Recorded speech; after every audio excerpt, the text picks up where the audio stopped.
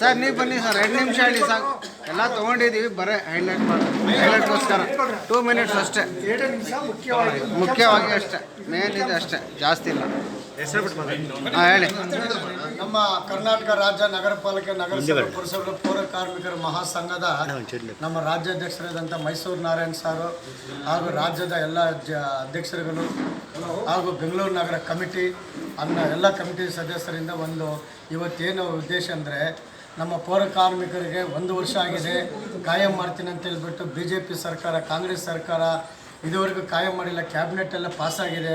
30ನೇ ತಾರೀಕುವರೆಗೂ ನಮ್ಮ BBMP commissioner ಗಡುವು ಕೊಟ್ಟಿದ್ದಾರೆ ಬಿಡುಗಡೆ ಮಾಡ್ತೀನಂತ. ಬಿಡುಗಡೆ ಮಾಡಿಲ್ಲ ಅಂದರೆ ನಮ್ಮ ಇಡೀ ಬೆಂಗಳೂರು ಪೌರ ಕಾರ್ಮಿಕರೆಲ್ಲ ನಾವು ಹೋರಾಟ ಮಾಡಿ ನಮ್ಮ ಹಕ್ಕನ್ನು ಪಡ್ಕೊಳ್ಳೋಕ್ಕೆ ರೆಡಿಯಾಗಿದ್ದೀವಿ. ಕಮಿಷನರು 30ನೇ ತಾರೀಕು ಬಿಡುಗಡೆ ಮಾಡ್ತೀರಂತಿಲ್ಲ. ಅದೇ ರೀತಿ ಆಟೋ ಡ್ರೈವರ್ ಹೆಲ್ಪರ್ ಲೋಡರ್ ಕೂಡ ತುಂಬ ಅವ್ರಿಗೂ ಕೂಡ ನೇರ ವೇತನ ಆಗಬೇಕು. ಅದಕ್ಕೋಸ್ಕರ ಹೋರಾಟ ಇವಾಗಲೇ ನಮ್ಮ ಪೌರ ಕಾರ್ಮಿಕರು ಅವಳಿಂತ ಮಕ್ಕಳಂತ ಜಯಚೂರಿದ್ದಾರೆ. ಅವ್ರನ್ನೂ ಕೂಡ ನೇರ ವೇತನ ತೊಗೋಬೇಕಂತ ಒಂದು ಸಬ್ಜೆಕ್ಟ್ ಇದೆ.